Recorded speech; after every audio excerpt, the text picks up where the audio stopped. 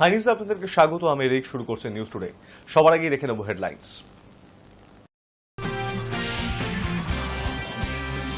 রাতভর বিকাশ ভবনের সামনে বিক্ষোভ অবস্থান করছিলেন চাকরিহারারা। তাদের দাবি মানা না পর্যন্ত অবস্থান তুলবেন না বলেই জানিয়েছিলেন। কিন্তু সেই বিক্ষোভেই শুরু হয় ধুন্ধুমার পরিস্থিতি। পুলিশের লাঠির আঘাতে শিক্ষকদের ঝরল রক্ত। রাজ্য সরকারি কর্মচারীদের আপাতত 25% বকেয়া মহার্ঘ ভাতা দিতে বলল সুপ্রিম কোর্ট। 4 সপ্তাহের মধ্যে সকল কর্মচারীকে এই পরিমাণ দিয়ে দিতে বলা হয়েছে। আঞ্চলিক কূটনীতিতে এক নতুন অধ্যায়ের সূচনা করলেন ভারতের বিদেশমন্ত্রী এস জয়শঙ্কর। তিনি ফোনে কথা বললেন আফগানিস্তানের কার্যরত তালিবান সরকারের পররাষ্ট্রমন্ত্রী আমির খান মুত্তাকির সঙ্গে। এটাই ভারতের পক্ষ থেকে তালিবান প্রশাসনের সঙ্গে প্রথম মন্ত্রী স্তরের যোগাযোগ। ভারতে আর অ্যাপেলের জিনিস না বানানোর জন্য অ্যাপেল কর্তা টিম কুককে প্রস্তাব দিয়েছেন মার্কিন প্রেসিডেন্ট ডোনাল্ড ট্রাম্প। বৃহস্পতিবার কাতারের রাজধানী দোহা একথা জানিয়েছেন ট্রাম্প। মুখ খুলেছেন দ্বিপাক্ষিক বাণিজ্য চুক্তি নিয়েও। বৃহস্পতিবার রাতভর বিকাশ ভবনের সামনে বিক্ষোভ অবস্থান করলেন চাকরিহারারা। তাদের দাবি না মানা পর্যন্ত অবস্থান তুলবে না বলেই জানিয়েছিলেন তারা। কিন্তু সেই বিক্ষোভেই শুরু হয় ধুন্ধুমার পরিস্থিতি। পুলিশের লাঠির আঘাতে শিক্ষকদের ঝরল রক্ত। এই পরিস্থিতি আবার নতুন করে উত্তপ্ত। বিকাশ ভবনের সামনে থাকা ব্যারিকেড ভাঙার চেষ্টা করে চাকরিহারাদের একাংশ।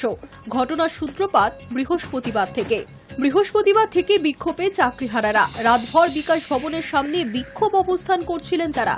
তাদের দাবি মানা না পর্যন্ত অবস্থান তুলবেন না বলেই জানিয়েছিলেন। কিন্তু সেই বিক্ষোভেই শুরু হয় ধুন্ধুমার পরিস্থিতি। পুলিশের লাঠির আঘাতে মাথা ফাটে শিক্ষকদের। এর আগে ডিআই অফিসে চাকরি ফেরানোর দাবিতে গিয়ে পুলিশের লাঠি জুটেছিল। আর এবার বেধড়ক মারধর করা হলো চাকরিহারাদের বিকাশ ভবন অভিযান ঘিরে।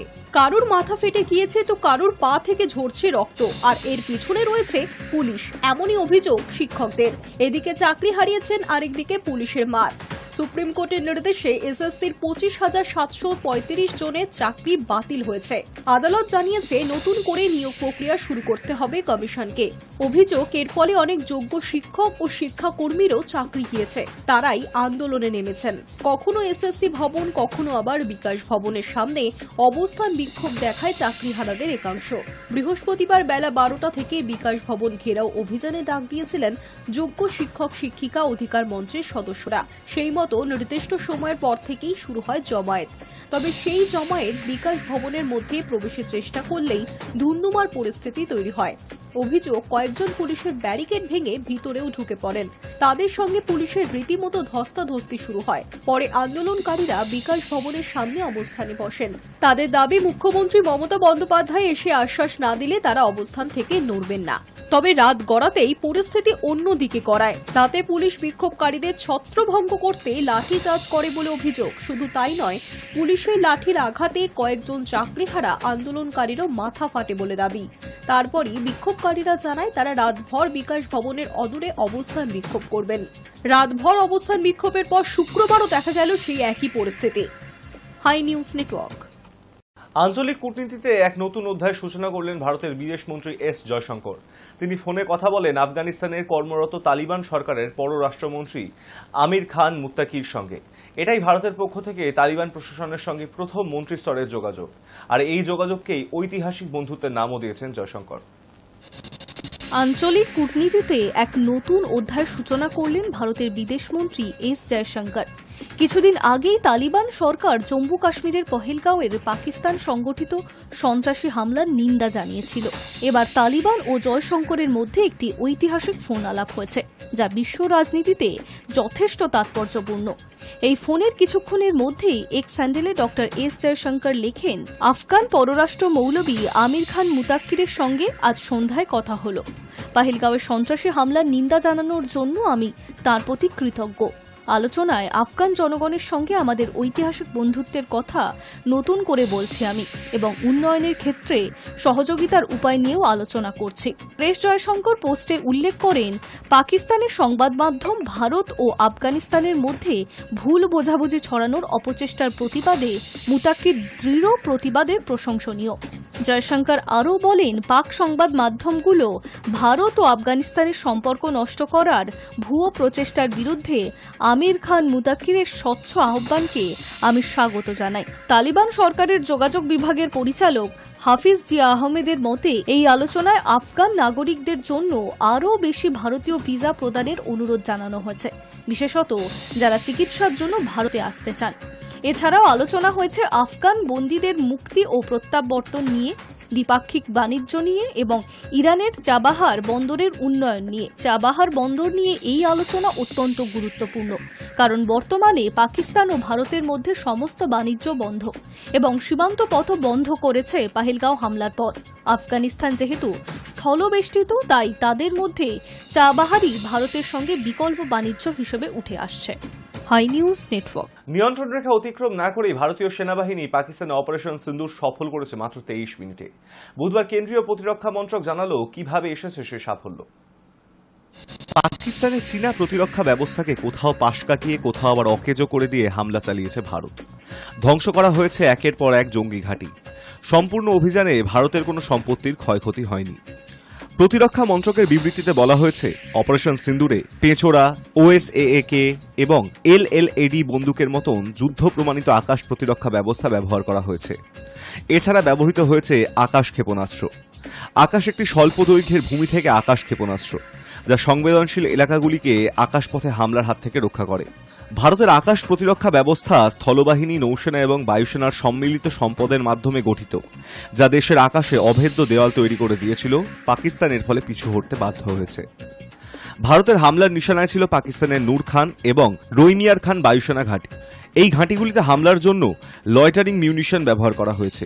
লয়টারিং মিউনিশন এক ধরনের আত্মঘাতী ড্রোন, যা নির্দিষ্ট এলাকায় পৌঁছে আকাশে বেশ কিছুক্ষণ ঘুরে বেড়ায় এবং হামলার ওপর উপযুক্ত জায়গা চিহ্নিত করে। তারপর এই ড্রোন থেকে হামলা হয়। প্রতিরক্ষা মন্ত্রকের বিবৃতি অনুযায়ী কোনো হামলাতেই ভারতের সম্পত্তি ধ্বংস হয়নি। আমাদের প্রযুক্তি, পরিকল্পনা এবং নজরদারির কার্যকারিতা এর থেকেই প্রমাণিত হয়। ভারতের বায়ুসেনা চীনের দেওয়া পাকিস্তানের আকাশ প্রতিরক্ষা পাশ কাটিয়েছে এবং অকেজো করে দিয়েছে। সমগ্র মিশন 23 মিনিটে সম্পন্ন হয়েছে। ভারতের প্রযুক্তিগত উৎকর্ষ এর থেকে প্রমাণিত হয়। ভারতের প্রতিরক্ষা ব্যবস্থায় পাকিস্তানের কি কি ক্ষয়ক্ষতি হয়েছে তাও প্রমাণসহ তুলে ধরেছে প্রতিরক্ষা মন্ত্রক।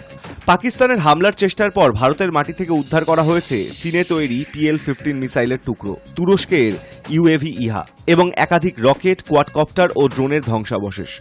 এগুলি পাকিস্তান থেকে ছোড়া হয়েছে বলে প্রমাণ মিলেছে। অপারেশন সিন্দুরের পর পাকিস্তানের দিক থেকে প্রত্যাঘাত আসবে আগেই আন্দাজ করেছিল ভারতীয় সেনা। সে অনুযায়ী বন্দোবস্ত করে রাখা হয়েছিল। ভারতের সীমান্তে তৈরি ছিল counter unmanned Arial system, shoulder fired অস্ত্র, লিগ্যাসি এয়ার ডিফেন্স অস্ত্র এবং মডার্ন এয়ার ডিফেন্স অস্ত্র। বহুস্তরীয় আকাশ প্রতিরক্ষা ব্যবস্থা ভেদ করতে সমস্যায় পড়ে পাকিস্তান। অপারেশন সিন্দুর এবং তার পরবর্তী পরিস্থিতিতে ভারতের মহাকাশ গবেষণা সংস্থা ইসরোর ভূমিকাও গুরুত্বপূর্ণ উল্লেখ করেছে প্রতিরক্ষা মন্ত্রক। বলা হয়েছে, ইসরো 10টি কৃত্রিম উপগ্রহ অনবরত কাজ করেছে। তাদের ছাড়া সমুদ্র বা ভারতের বিস্তীর্ণ উত্তরভাগে নজরদারি সম্ভব ছিল না। Hi News Network. ভারতে বিনিয়োগের বিষয়ে অ্যাপেলের আগে যা পরিকল্পনা ছিল তাই রয়েছে। অ্যাপেলের জিনিস তৈরির জন্য অন্যতম বড় উৎপাদন কেন্দ্র হিসেবে ভারতকেই পছন্দ করেছে এই আমেরিকান বহুজাতিক প্রযুক্তি সংস্থা। অ্যাপেল তার মোট আইফোন উৎপাদনের প্রায় 20%, অর্থাৎ প্রতি 5টি আইফোনের মধ্যে একটি ভারতেই একত্রিত করে। গত বছরের তুলনায় এবছর অ্যাপেল ভারতে তার উৎপাদন ক্ষমতার প্রায় 60% বৃদ্ধি করেছে। আইফোন নির্মাতা অ্যাপেলের ভারতে বিনিয়োগের পরিকল্পনা অক্ষুণ্ণ রয়েছে এবং কোম্পানিটি ভারতে তার পণ্যের জন্য একটি প্রধান উৎপাদন কেন্দ্র হিসেবে স্থাপনের প্রস্তাব করেছে। সরকারি সূত্রে অন্তত এইটাই জানা গিয়েছে। মার্কিন প্রেসিডেন্ট ডোনাল্ড ট্রাম্পের বক্তব্যের পরই ভারতীয় কর্মকর্তারা মার্কিন যুক্তরাষ্ট্রের কুপারনিটো ভিত্তিক কোম্পানির কর্মকর্তাদের সঙ্গে কথা বলেন। ট্রাম্প তার বিবৃতিতে বলেছেন যে তিনি অ্যাপেলের CEO টিম কুককে ভারতের উৎপাদন কমাতে বলেছেন। সূত্রের খবর, অ্যাপেল জানিয়েছে যে ভারতে তাদের বিনিয়োগ পরিকল্পনা অক্ষুণ্ণ রয়েছে এবং তারা ভারতকে তাদের পণ্যের জন্য একটি প্রধান উৎপাদন কেন্দ্র হিসেবে বিবেচনায় অব্যাহত রাখার প্রস্তাব করেছে। যদিও এই বিষয়ে মোবাইলের মাধ্যমে অ্যাপেলকে পাঠানো প্রশ্নের কোনো উত্তর পাওয়া যায়নি এখনো পর্যন্ত। এর আগে ট্রাম্প বলেছিলেন যে তিনি কুকের সঙ্গে কথা বলেছেন এবং তাকে জানিয়েছেন যে তিনি চান না যে অ্যাপেল ভারতে তাদের পণ্য তৈরি করুক এবং পরবর্তীতে সংস্থা মার্কিন যুক্তরাষ্ট্রে তাদের উৎপাদন বৃদ্ধি করুক। We have Apple, as you know, is coming in. And I had a little problem with Tim Cook yesterday. I said to him, Tim, you're my friend. I treated you very good. You're coming in with $500 billion, but now I hear you're building all over India. I don't want you building in India. You can build in India if you want to take care of India, because India is one of the highest tariff nations in the world. It's very hard to sell into India. And they've offered us a deal where basically they're willing to literally charge us no tariff.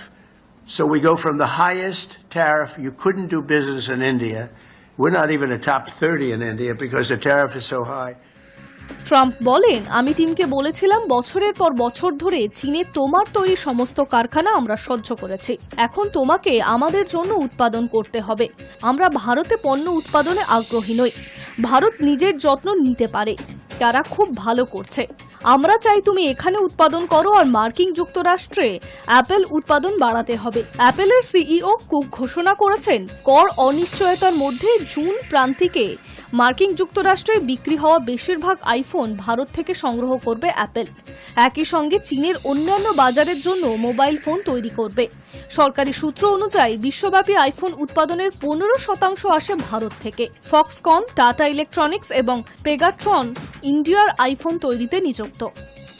High News Network. বাংলাদেশিদের জন্য visa অনুমোদনে জটিলতা বাড়িয়েছে বেশ কয়েকটি দেশ। বাংলাদেশি পাসপোর্টের গ্রহণযোগ্যতা না বেড়ে উল্টে কমেছে। কর্মসংস্থানের উদ্দেশ্যে তাদের অনেকেই অবৈধ পথে ভিন্ন গন্তব্যে পাড়ি দিয়েছেন, কেউ আবার দেশে ফিরেও আসতে পারেননি।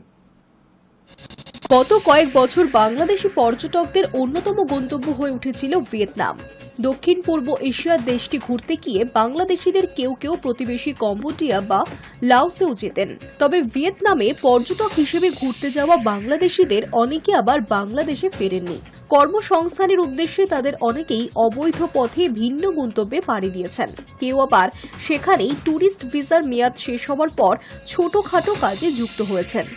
এমন পরিস্থিতির পরিপ্রেক্ষিতে চলতি বছরের জানুয়ারিতে বাংলাদেশিদের জন্য ভিসা ইস্যু বন্ধ করে দিয়েছে ভিয়েতনাম। কয়েক বছর আগেও ভিয়েতনাম কিংবা ইন্দোনেশিয়ায় যেতে হলে বাংলাদেশিদের কোনো ভিসার প্রয়োজন হতো না। এক্ষেত্রে অন অ্যারাইভাল ভিসা বা ইমিগ্রেশন অ্যাপ্রুভাল নিয়েই দেশ দুটি ভ্রমণ করা যেত, কিন্তু বর্তমানে তা হচ্ছে না। বাংলাদেশিদের জন্য ভিসা অনুমোদনে দেওয়া হয়েছে শর্ত। জটিলতা বাড়িয়েছে দক্ষিণ পূর্ব এশিয়ার দেশ সিঙ্গাপুর, থাইল্যান্ড ও মালয়েশিয়াও। এই তিন দেশের অনেক ভিসার আবেদন প্রত্যাখ্যাত হচ্ছে। যারা বেশ কয়েকবার এই সমস্ত দেশে ভ্রমণ করেছেন তাদের ভিসা আবেদনও অনুমোদন হচ্ছে না। গত বছরের জুলাইয়ে বাংলাদেশিদের জন্য ভিসা ইস্যু বন্ধ করে দেয় মধ্যপ্রাচ্যের সমৃদ্ধ অর্থনীতির দেশ সংযুক্ত আরব আমিরাত। আনুষ্ঠানিক ঘোষণা না করলেও অভিবাসী শ্রমিকের পাশাপাশি পর্যটন ভিসাও বন্ধ করে দেয় দেশটি। সম্প্রতি বাংলাদেশিদের জন্য সীমিত পরিসরে ভিসা চালুর ঘোষণা দিয়েছে আমিরাত। তবে এক্ষেত্রে দিনে ভিসা দেওয়া হচ্ছে মাত্র 30 থেকে 50টি। মধ্য ও নিম্ন মধ্যবিত্ত বাংলাদেশিদের ভ্রমণের সবচেয়ে বড় গন্তব্য ছিল ভারত। প্রতিবেশী দেশ ভারত ঘুরতে গিয়ে অনেক বাংলাদেশি স্থলপথে নেপাল ও ভুটান ভ্রমণেও যেতেন। দক্ষিণ এশিয়ার ছোট এই দুটি দেশে ভ্রমণ করতে বাংলাদেশিদের ভিসার প্রয়োজন হয় না। অন অ্যারাইভাল ভিসা নিয়েই বাংলাদেশিদের নেপাল ও ভুটানে যাওয়ার সুযোগ রয়েছে। তবে গত বছরের 5ই আগস্ট বাংলাদেশি ছাত্র জনতার গণ অভ্যুত্থানের পর থেকেই ভারতের পক্ষ থেকে ভিসা ইস্যু প্রায় বন্ধ করে দেওয়া হয়। জরুরি চিকিৎসা ছাড়া অন্য কোনো প্রয়োজনে বৈধ পথে বাংলাদেশিদের ভারত যাত্রা বন্ধ রয়েছে। ভারতের ভিসা না পাওয়ায় বাংলাদেশিদের নেপাল ও ভুটান ভ্রমণও সীমিত হয়ে গিয়েছে। কিন্তু বাংলাদেশিদের জন্য ভিসা প্রক্রিয়া সহজ করেছে পাকিস্তান। ঢাকা করাচি সরাসরি ফ্লাইট চালুর বিষয়ে আলোচনায় গিয়েছিল। বাংলাদেশি পর্যটকদের অনেকে পাকিস্তানে যেতে আগ্রহীও হয়েছিলেন, কিন্তু ভারত পাকিস্তানের সাম্প্রতিক যুদ্ধ ও পাকিস্তানের সন্ত্রাসী হামলার ঘটনায় বাংলাদেশিদের সে আগ্রহেও ভাটা পড়েছে। বহির্বিশ্বে বাংলাদেশি পাসপোর্টের গ্রহণযোগ্যতা না বেড়ে উল্টে কমে গিয়েছে। গত কয়েক বছর পর্যটক হিসেবে দক্ষিণ পূর্ব এশিয়ার বিভিন্ন দেশে ঘুরতে গিয়ে অনেক বাংলাদেশি আর ফেরেননি। অবৈধভাবে তারা গন্তব্যের দেশে এগিয়ে গিয়েছেন কিংবা চোরাই পথে অন্য দেশে পাড়ি দিয়েছেন। আর এই সমস্ত কারণেই এই অঞ্চলের দেশগুলোয় বাংলাদেশিদের জন্য ভিসা ইস্যু বন্ধ হচ্ছে কিংবা জটিলতা বাড়ছে। প্রতি বছর বিশ্বের প্রায় 199টি দেশের পাসপোর্ট ও 227টি ভ্রমণ গন্তব্য নিয়ে একটি পাসপোর্ট তালিকা প্রকাশ করে যুক্তরাজ্য ভিত্তিক প্রতিষ্ঠান হেনলি অ্যান্ড পার্টনার্স। সেখানে প্রকাশিত শেষ তালিকা অনুযায়ী বিশ্বে বাংলাদেশি পাসপোর্টের অবস্থান ছিল 95তম। বাংলাদেশের ওপরে 94তম স্থানে রয়েছে আন্তর্জাতিক বাণিজ্য নিষেধাজ্ঞার মুখে থাকা উত্তর কোরিয়া। আর বাংলাদেশের সঙ্গে যৌথভাবে একই স্থানে অবস্থান করছে যুদ্ধ বিধ্বস্ত লিবিয়ার নাম। মন্ত্রণালয় সংশ্লিষ্ট একজন কর্মকর্তা জানিয়েছেন, ভিন্ন প্রেক্ষাপট ও সমস্যার কারণে কিছু দেশ বাংলাদেশিদের ভিসা দিচ্ছে না কিংবা ভিসা প্রক্রিয়া জটিল করেছে। বাংলাদেশের পররাষ্ট্র মন্ত্রণালয়ের পক্ষ থেকে সংশ্লিষ্ট দেশগুলোর সঙ্গে যোগাযোগ অব্যাহত রয়েছে। এরই মধ্যে সংযুক্ত আরব আমিরাতের ক্ষেত্রে সাফল্য এসেছে। Hi News Network. ভ্রমণ প্রেমীদের জন্য সুখবর, বাঙালির কাছে অন্যতম গুরুত্বপূর্ণ ঘোরার ডেস্টিনেশন হলো পুরী। আবার এবার সেই রুটের জন্যই বিশেষ সিদ্ধান্ত রেলের। এই রুটে বন্দে ভারতের চাহিদা বেশি থাকায় বাড়ানো হচ্ছে কোচের সংখ্যা। এবার থেকে 16 নয় 20 কোচের বন্দে ভারত চলবে হাওড়া পুরী রুটে। শুক্রবার থেকে এই নয়া এই ট্রেন চালু এবং শুরু হলো এই রুটে। আপ ডাউন 2 লাইনে এই 20 কোচের বন্দে ভারত চালানো হবে। এর মধ্যে 18টি এসি চেয়ার কার এবং 2টি এক্সিকিউটিভ ক্লাস থাকবে।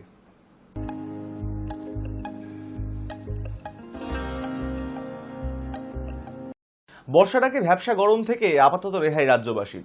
সুখবর শোনালো হাওয়া অফিস। টানা বৃষ্টির পূর্বাভাস দিয়েছে আলিপুর আবহাওয়া অফিস। উত্তর থেকে দক্ষিণবঙ্গে বিক্ষিপ্তভাবে বৃষ্টিপাতের সম্ভাবনা রয়েছে। কলকাতা সহ দক্ষিণবঙ্গে ঝোড়ো হাওয়ার সঙ্গে বিক্ষিপ্ত বৃষ্টির পূর্বাভাস দিল আলিপুর আবহাওয়া দপ্তর। সেই সঙ্গে গাঙ্গেয় বঙ্গে তাপমাত্রা বেশ খানিকটা কমবে বলে মনে করা হচ্ছে। শুক্রবারও ঝড় বৃষ্টির সম্ভাবনা রয়েছে। এই আবহাওয়া থাকতে পারে সোমবার পর্যন্ত। আলিপুর আবহাওয়া দপ্তর জানিয়েছে, শুক্রবার কলকাতা, হাওড়া, হুগলি, উত্তর 24 পরগনা, দক্ষিণ 24 পরগনা, পূর্ব মেদিনীপুরে বিক্ষিপ্ত বৃষ্টির সঙ্গে ঘন্টায় 30 থেকে 40 কিলোমিটার বেগে ঝোড়ো হাওয়া বইতে পারে। বাকি জেলাগুলিতে হাওয়ার বেগ থাকবে ঘন্টায় 40 থেকে 50 কিলোমিটার। একই পূর্বাভাস রয়েছে শনিবার এবং রবিবারের জন্য। সোমবার ঝড় বৃষ্টির পরিমাণ কিছুটা কমতে পারে। দক্ষিণবঙ্গের জেলাগুলিতে আগামী 2 দিন তাপমাত্রার বড় কোনো হেরফেরের সম্ভাবনা নেই। আগামী সপ্তাহে তাপমাত্রা কমতে পারে 3 ডিগ্রি। উত্তরবঙ্গে ঝড় বৃষ্টির সম্ভাবনা রয়েছে দার্জিলিং, কালিম্পং, জলপাইগুড়ি, আলিপুরদুয়ার, কোচবিহার ও উত্তর দিনাজপুর। আগামী 4 দিন ভারী বৃষ্টির সম্ভাবনা রয়েছে। 7 থেকে 11 সেন্টিমিটার বৃষ্টির পাশাপাশি কোথাও ঘন্টায় 30 থেকে 40 কিলোমিটার বেগে ঝোড়ো হাওয়া বইতে পারে। দক্ষিণ দিনাজপুর এবং মালদায় বিক্ষিপ্ত বৃষ্টির পূর্বাভাস রয়েছে। এই জেলাগুলিতে জারি করা হয়েছে হলুদ সতর্কতা। উত্তরবঙ্গে আগামী 3 দিন তাপমাত্রা একই থাকবে, 3 ডিগ্রি কমবে বলে জানিয়েছে হাওয়া অফিস। শুক্রবার কলকাতার সর্বনিম্ন তাপমাত্রা 27.8 ডিগ্রি সেলসিয়াস, যা স্বাভাবিকের চেয়ে 1.1 ডিগ্রি বেশি। হাই নিউজ নিউজ টুডে এখন এই পর্যন্তই। দেখতে থাকুন হাই নিউজ, নির্ভীক নিরপেক্ষ।